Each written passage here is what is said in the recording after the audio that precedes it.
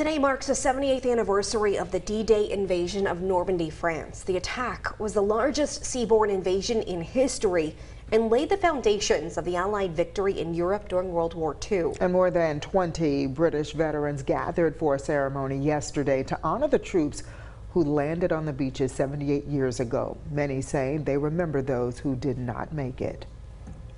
We were lucky. I mean, it's a long time ago now. It's nearly 80 years ago now since there. And here we are still living. I mean, I'm 97 now. But we think about that, all those poor lads that didn't get off the beach that day. That day was their last day, but they're always in their minds. On that day, more than 4,400 Allied soldiers died. More than 2,500 of them were Americans.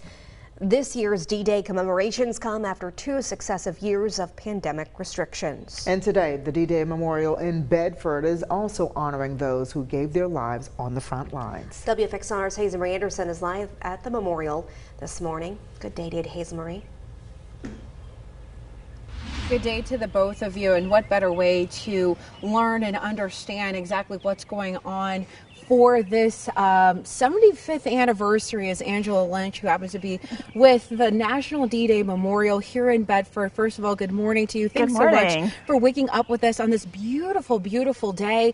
And, you know, for our viewers who are planning on coming here, what can they expect this morning? Well, today for the 78th anniversary, we're going to return to our large-scale commemorations here on the plaza, and we're very excited about that. You know, COVID kind of altered our plans for the past couple of years, so we're just so excited to welcome a large group back here to the memorial for a traditional ceremony that people are kind of used to seeing here at the memorial, and we just think it's going to be a great day for it. Absolutely, and let's talk about the history for just a moment. Sure. You know, I was doing a little research, and the U.S. Census, you know, they say there's at least 500,000 World War II veterans since 2020. They estimate by 2030 there's going to be at least 8,000 World War II vets. I mean, for me, it's so sobering to hear. But why is it important, especially to our young viewers out there, to come out and learn that history? Well, it's important because we are losing that history. As you mentioned, it's at a rapid rate.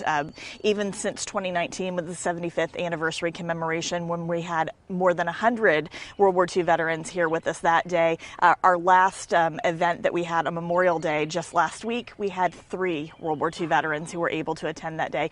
Even the ones that are still with us, a lot of them have mobility issues, health issues, aren't able to travel, aren't able to be here in person. So it's important for us to capture their stories. I think that we've done a good job of doing that throughout the years with oral histories and really learning from them, learning their D-Day and World War II stories, so that we have kept those to teach to the future generations. But that is what we're about here at the memorial, is educating the generations to come on the sacrifices of the folks who served on D-Day in World War II, so that they can learn the history and learn how it applies to their everyday lives, to the freedoms that they continue to enjoy to this day, and so that we don't repeat some of those same mistakes. Absolutely. And before we wrap up, I just want to ask personally, how does it make you feel to hear some of those stories? Because I mean, you get to meet them, you get to greet them, and sit down and really have a one-on-one with a lot of these veterans.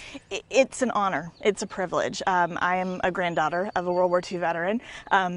And you know, was able to hear his story growing up, getting a little teary, but also have had, you know, the occasion to travel to Normandy with a World War II veteran who we unfortunately lost about a year ago, Bill Sisk, in Lynchburg, and just to, you know, meet so many through the work that we do here. It's been incredible, but it really is a privilege to be the torchbearer that, you know, all of us are here at the memorial, all of the staff in our various roles, in contributing to sharing their stories. Well, thank you for sharing your story and just constantly, you know, being able to just, for all of us to learn. And then once again, everything kicks off at 11 o'clock this morning. Gates open up at 10. Yes. Admission is free till noon. That is correct. So make sure you come on down, meet Angela, talk to her, but also some of the wonderful veterans that are going to be there as well. Yes. Thank you so much. We're hoping they'll be here, yes. Absolutely. I'm going to toss it back to you guys. Thank you so much. Certainly important to cherish those stories. Yeah, absolutely. Thank you, Hazel Marie. Also,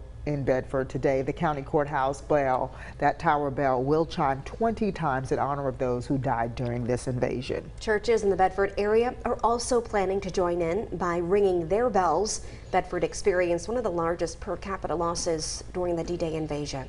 And the bell chiming ceremony starts exactly at 6:44 this evening.